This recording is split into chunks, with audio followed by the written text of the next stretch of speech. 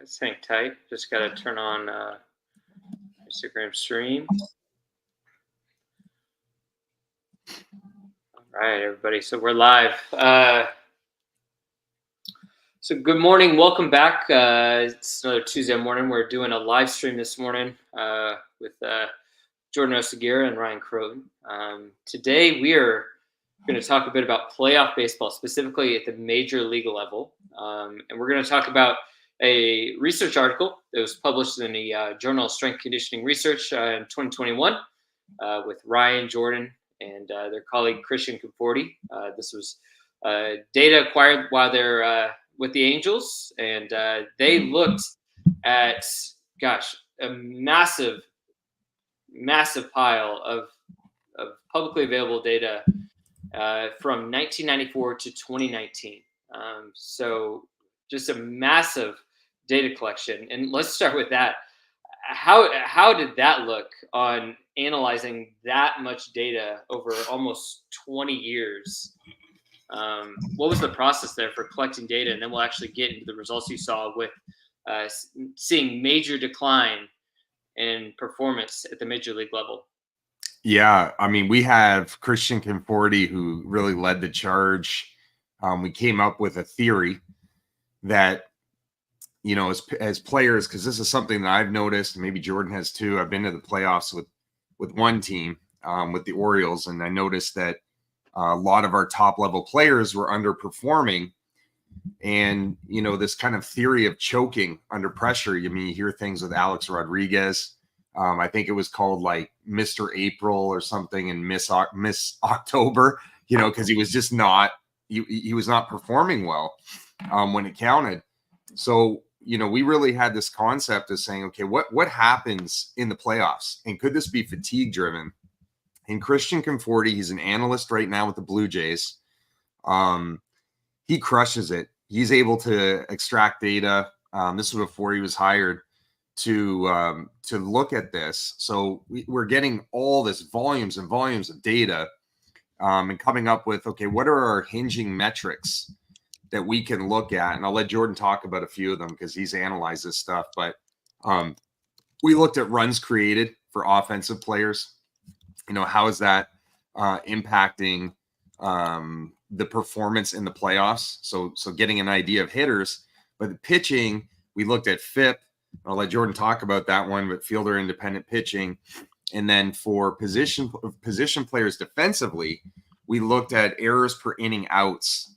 And that's just basically the errors made by the player over the course of all the outs in a game that they've been in. So it gives us an indication of like what happens to defense. And, you know, you look at all these hinging metrics, and it was just really interesting to see with all this data how badly the really top level players perform in the playoffs. Now the decline is sharp. So, you know, for the most part, they are better, but they see the most severe decrements in performance. So, you know, Jordan, why don't you, because we'll talk about the throwing arm, why don't you talk about FIP and kind of what it means to the overall landscape of pitching performance? It might be new for some people. Yeah, and then just to give a little more context to what Ryan was saying, how the higher end players, those elite athletes, started performing worse. It's not like all of a sudden they went from a group 6, which if you don't understand the scouting terms, there's groups 2 through 8. 6 is an above average player. They don't go from being a 6 to like all of a sudden they're only like a double A guy. That's not what's happening there. They're not performing as good as they typically do. But FIP is one of the easiest ways to evaluate what a pitcher is doing, because it's not factoring in their ERA. It's not factoring in the defense behind them. It's not factoring in, you know, which ballpark they're in. It's literally just going over, do you strike guys out? Do you walk guys? Do you give up home runs? And how many innings are you throwing? In a nutshell, that's FIP. Fielding independent pitcher is what it means. And we want to know what that pitcher is doing. And that's going to let guys know, well, high FIP means that pitcher is not overly productive. So you can have a guy that has, you know, a low ERA, but a high FIP. He's probably getting pretty lucky on a lot of the things that he's doing. He could have a high FIP and a high WHIP and all these other IP numbers and a good ERA, which means he's probably getting lucky, which is why it's so important to look at metrics that are driven by what the pitcher's doing because as we're going to see as we get more to this study, the defense could make some mistakes behind you, which is why that FIP is a better indicator of what the pitcher themselves is doing, not what the defense or their offense is doing to help them win ball games. Okay, cool. All right, so we've highlighted kind of this data collection process that we look back through historical data, see how our players performing, specifically looking at this metric called FIP, and that's just for pitchers, right? FIP is a pitching metric. Yeah. Okay, and so let's actually dive into what you guys found. What do we see with pitchers as they go into the playoffs? Because I feel like, just as a fan, we tend to see like the cream rise to the top. Like that's where the best players in the world become. They make their name. Is what do they do in the playoffs? What do they do in the postseason? But you're telling me that actually the elite level players actually see a greater drop off based on the study when they reach the October and beyond. You're muted, Ryan. I know you're trying to talk, but you're muted. Are you able to pull up the graph, or is that something that's kind of rough on your end to do? Because if you can, that's great. But I'll kind of talk through, what it looks like. Is that we look at the FIP element. There were 4 groups. So you had your below average, you had your average pitchers in the regular season. You have your above average, and then you have your so above average, and then you have your excellent. So these are 4 different designations. And with your excellent and your above average, you're going to see like they have this like steep rise in the playoffs where you see such a big performance decrement. And then when you see like your average and below average, the line is more flat. So when they get to the playoffs, they don't have a huge change, and we theorized a lot of things. And at least myself, I remember during the playoffs, the way we were training pitchers in season, and we, I've been doing this for a while, is we talked about doing little and often. 6 exercises, guys should be getting in and out in 30 minutes during the season.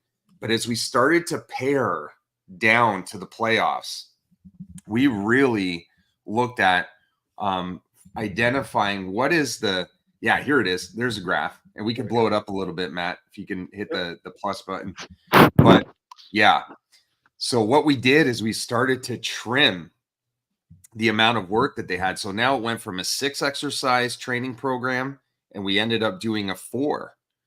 For some guys, we did a 3 exercise plan where they had we called it little and often, so that we weren't taxing their systems as significantly, because these excellent players, they have a couple things going on. You use them a lot. They're playing the most games, right? Generally, they're going to have the most innings. You're going to have your starters. Guys that are really good, you're going to want out there, especially when they're competing well.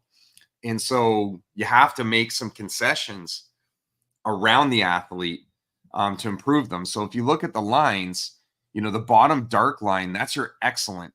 And you can see, yeah, thanks, Matt. And you can see how sharp their increase is in FIP, meaning that's bad. Kind of like ERA, growing a positive number, isn't a good thing. And then the next is that above average. And you can see that's they parallel. They look pretty sharp. They didn't start the season with such a low FIP, but they're going up. And then it starts to become more flat with your average players. Don't have as much change. When you're below average, some are playing regularly that are performing below average. But for the most part, you might have some platoon players that don't have, or some pitchers that aren't used as much. That they're basically going against bat hand, left on left or right on right. They don't have multiple innings of use, so they're not having the same amount. And there's some cognitive elements to it as a player being in the playoffs. And I was fortunate to be pretty decent when I did play. When it counted, I could, it's definitely a lot more pressure, especially when your back's to the wall. If in a 3-game series, it's tied, 1-1. I mean, there's some major pressure that players go under. And I think another thing that happens is they become internally focused and they start, kind of wagering on taking on too much, that here's my time to shine.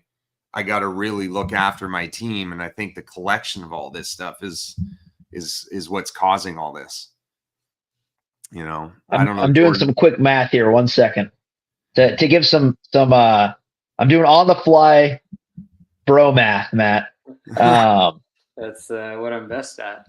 So let me write some stuff down here. So I'm going to just use Clayton Kershaw as an example, because everyone talks about how horrendous Clayton Kershaw is in the postseason. And yes, he does perform below his regular season averages. But it's also important to note that Clayton Kershaw has more innings pitched in the postseason than most people will ever throw in an entire major league career. That's also a very important thing to look at, which is why I want to pull him, because he's always the guy that lands in the crosshairs. So when you're playing in the postseason, so right now, let's see here, 454. Okay, let me do some quick math here. If I can get my calculator to work. But Clayton Kershaw is always the guy who's getting hammered out as, this is the person who's, he's a choke artist. He's not going to get it done. He always sucks in the postseason. The only thing he's doing more of, his strikeouts are roughly the same. His walks are roughly the same. He just gives up more hits in the postseason.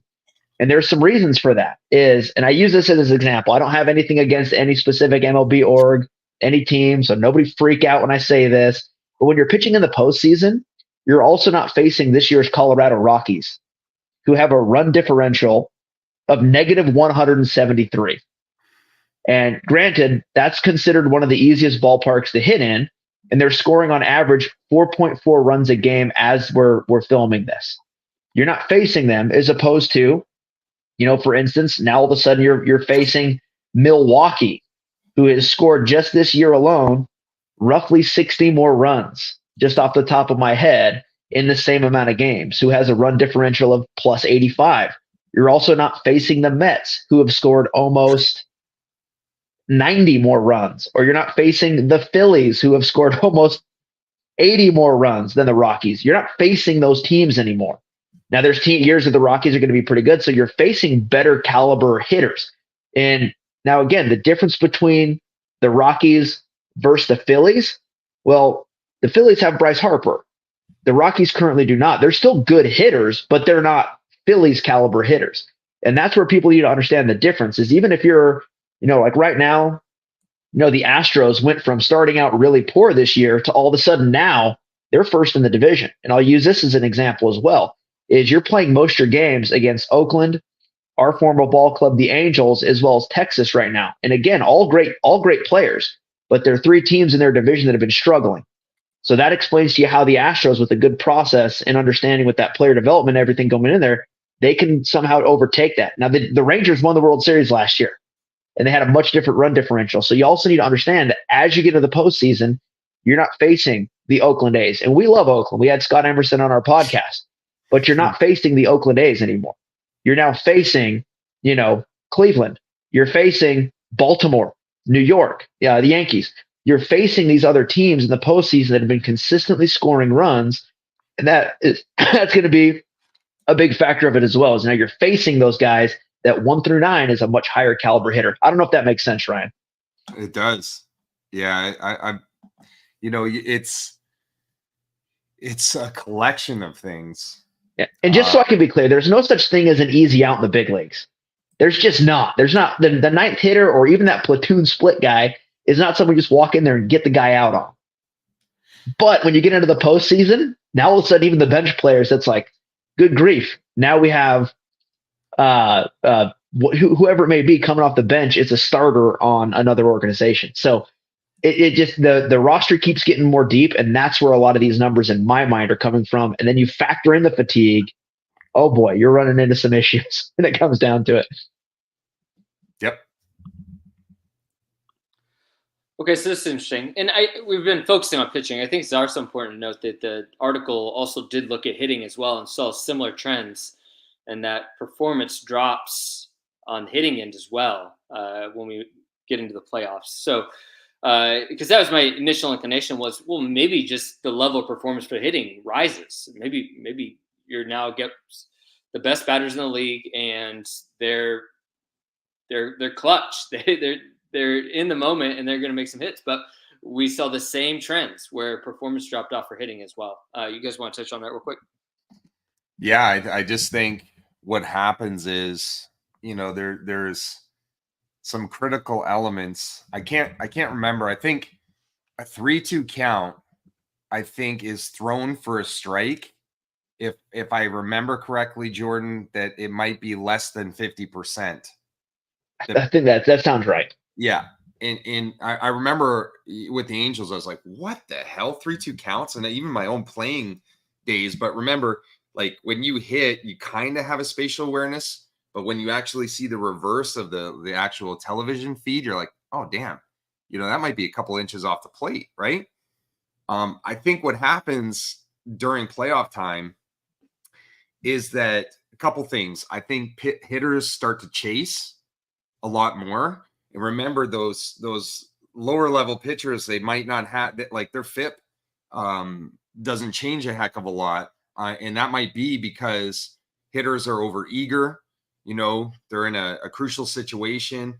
The crowd's nuts. So I went to a Diamondbacks game as a fan. When I was at the Orioles and we played the Yankees, I couldn't hear as much, like it's an open stadium. But I'll tell you, when I was at the Diamondbacks, I'm sitting with a player that I've been working with, who's coming back from an arm injury to watch a game, and we couldn't even hear each other talk. Like it was like insane. I almost had to like talk in his ear. It was so loud. And so the energy level in those games, it can create such a change in adrenaline, right? In this fight or flight. And I think a lot of these players inherently want to be the hero. They really do. And it could take players out of their swing. So they start chasing, and they start chasing maybe on a pitcher that's not as skillful. And I think that's one of the reasons too, and a lot of more weak contact. Now, I've never seen the research to look at what happens to umpiring during the playoffs, but there has been some research that's looked at the umpire and the home crowd. There's actually a home field advantage. The umpire has an expanded zone in the home field. And for whatever reason, I don't know what that is, but there was a science article, and it's going to be referenced in another research article that I'm writing with some people on sports psychology aspects. But that's also a factor as well, is that, hey, if it's a home field, good teams getting more home field advantage, they might be getting calls, and I just know like the lower outer corner, if they're getting those calls and pitchers and batters are like, oh my God, like, they're getting a half a ball length off the plate, you're going to induce weaker contact. And then there's other factors of, how are pitchers using their pitches in the playoffs? That's something I don't really know. Maybe Jordan, you do, is the game planning. Like, do pitchers go more towards using a fastball that might be easier to hit for some hitters, or like how does the pitch usage maybe change? That's something I don't know that could be playing into this runs created issue. Yeah, I think there is some changes that occur. There's nothing drastic, but even like if you're using a fastball, let's just say 2% more or 2% less, as a starting pitcher, that's roughly 2 extra opportunities that could be playing in or against the hitter's favor. So while 2% doesn't seem like a lot over the course of a game, even if a catcher can get 1 extra strike over the course of a game, that can change the outcome of things. And that's where one pitch is so important, especially as you get deeper into those postseason atmospheres. In general, though, most organizations, from my understanding, I don't believe this has changed too much, are trying to get pitchers to stick with their game plans. They're not trying to fool guys too much, so there is a little bit more predictability because there's so much information and data and everything that comes into that. And guys are always looking for those pitch tips. If somebody sets a certain way, then that's going to adjust things. And now also with the new rules with base runners and everything on that puts more stress that there could be. I want to know how those numbers are changing from the 2019, 2020, and now looking at that, maybe that's a research study we follow up on at some point of how has that changed with the new base running rules comparatively, and has that drastically altered it even more? That would be something more to me where maybe a guy is now altering to throw more fastballs with the pitch clock, with everything on there, to try to give the catcher a better opportunity to throw the runner out, as opposed to staying with that breaking ball, since steals are much more prevalent now than they were when we actually did this research study. I think that could be a pretty good question. Okay, so this is all interesting, and we're focusing on the highest level of baseball right now, the MLB. I'm curious, what do you guys think is happening at lower levels? Do we see similar trends where pitching and hitting decline as a player gets into a higher stress, higher priority game, or maybe later in the season? I mean, I'll jump in this one first, is that a lot of the players that I advise that are in college summer leagues, some of the top level leagues, I really trim down because of this study, the work. Excuse me. So they might be like some of the relievers that we have, and one in particular, Jordan and I are working with. Like they can overextend them, in the playoffs. You go with a hot hand, right? They need to win. And so you got to, again, trim everything else around it. You got to get to the essentials. So if it's a 6-day-a-week program that's got speed, it's got recovery, it's got your strength training, you might have a split routine. You got to take a look at it and say, okay, how can I pare this down? Maybe I want to use the reverse, but can I half the volume? You might have 4 sets of 5 for, a reverse lunge, or a rear foot elevated split squat, whatever it may be. Can I go to half and still get something? You're just touching on it, but I'm saving some energy, right? And I'm saving some recovery energy that's required, and recovery mechanisms. Your immune system is so necessary into being recovered, and they got the stress of the season. So we manage those things. But, here's the kicker, like the most critical piece, and I know, we're coming up on time soon, but we got to talk about it, is evaluating arm strength, right? And we have the data now, looking at how can we scale our upper body work, our throwing programs based on those measures. Like there's a lot of them, like Jordan knows, there's a lot of guys that we deload. They come in and they've gone multi-set to single set, and especially if they have an imbalance and you're working in a 3-to-1 ratio or a 3-to-2 ratio, you got to bring that down. You might keep the ratio the same, but you got to bring down the total work. So being objective is really important in the same. And I think at the lower levels, you go to a national tournament, or, Little League, let's say it's coming up, they're going to go with the hot hand.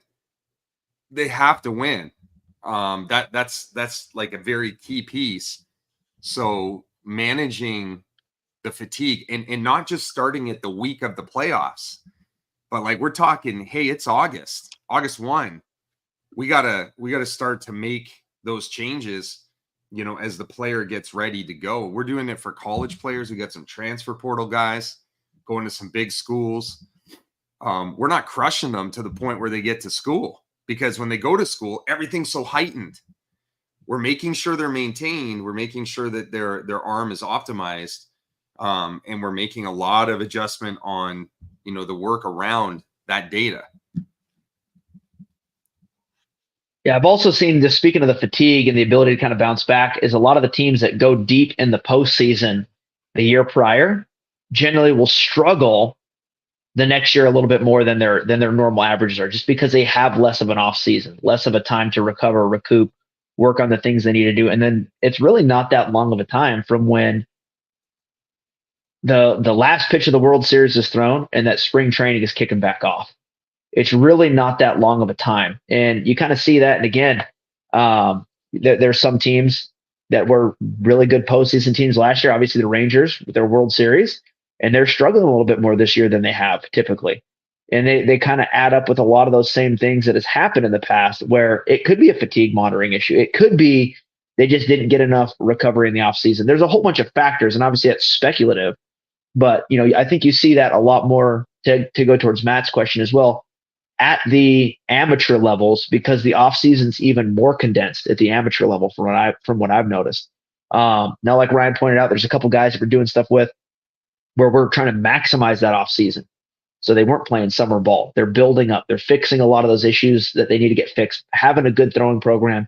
Because our goal is that these guys are pitching deep into the postseason, and they're pitching deep into the postseason when the games matter. But to get there, you obviously have to do well during the regular season. And I see it a lot at the high school level. And I won't use the names of the schools, but you can look it up. It was a school that took second place here in my state. And when we played them during the regular season, I think they had like 7 Division I commits, 6 junior college commits. The worst arm we saw was 88 miles an hour. So really good high school program for the state of Utah. But all of them were playing all summer. They never took any time off, really. And when it came down to the postseason, they lost to a team that I didn't even know was a team. They lost, but that team overperformed, and that team got hot at the right time and ended up playing really well. And the good little ball club. But the other team was probably the best team that I'd ever seen, period, play in my state of high school baseball. So they weren't like you're playing, in Corona Del Mar or something like that. But it was a really good program. Great fundamentals, great everything, good arms, good off-speed pitches. They had the right group of kids coming in there. But the difference was that one group was, the travel team, the showcase team, all these other aspects, never any time for recovery. The other team was kind of, and I had a little bit of inside scoop because I know some of the coaches at both places. The other one was like, yeah, we encourage our guys to take time off in the summer. We encourage them to build on these things so we can play deep into the postseason. So 2 little bit different development models, but overall still both really good programs. But you see those things kind of play out over the long term, especially when it comes to those fatigue aspects. All right. Well, thanks, guys. I kind of want to get into like, okay, what do we do with this data? But I think you guys really touched on it already. And that, specifically from this research study that we looked at today, we saw that performance decreases as we go into the playoffs. And that's for a lot of reasons, but the cumulative fatigue over the season. We have a condensed playing schedule that's against the highest performing teams versus some easier, matches or games during regular season. And then we also have the psychological aspect too of high pressure situations. And then you got a crowd that's crazy and all of that weighs on a player. So to do that and, to perform at a really high level is really challenging. So the biggest question is, okay, what do we do about it? Well, based on what you guys have said, it's figuring out how can we mitigate fatigue as we lead into those high stress situations. As a runner, we call it tapering, where you don't necessarily drop off the intensity, but you drop off the volume. And hopefully your team's in a position where you can start backing off a little bit as you go into the playoffs and giving some of those key guys some rest so they can go into the playoffs with a little more oomph behind them. And hopefully that'll help mitigate some of that extra stress they're going to face as they go into the playoffs. But that's also why we play. It's let's put players in a high stress situation and see how they perform. That's the fun of sport. So guys, anything else you want to wrap up with as we head out? No, I think we nailed it. Awesome. Well, guys, I posted links to this article in the chat, and I'll leave a link as well when we publish this on YouTube if you want to go back and view it. It is behind paywall right now, so you may need to reach out to Ryan or Jordan. Ryan at armcare.com, Jordan at armcare.com if you'd like to read this article. I know they'd be more happy to share it. And just an aside, I'll send that little tip as well. If there's some research out there that you want to get your hands on, that's a great way to get your hands on it. Just reach out to the lead author, somebody on the list who published it. They're usually more than happy to share it. At least that's what I found. So, well, thanks for tuning in. We'll see you next week with another topic and hopefully help boosting your performance. All right. Have a great week. Thanks.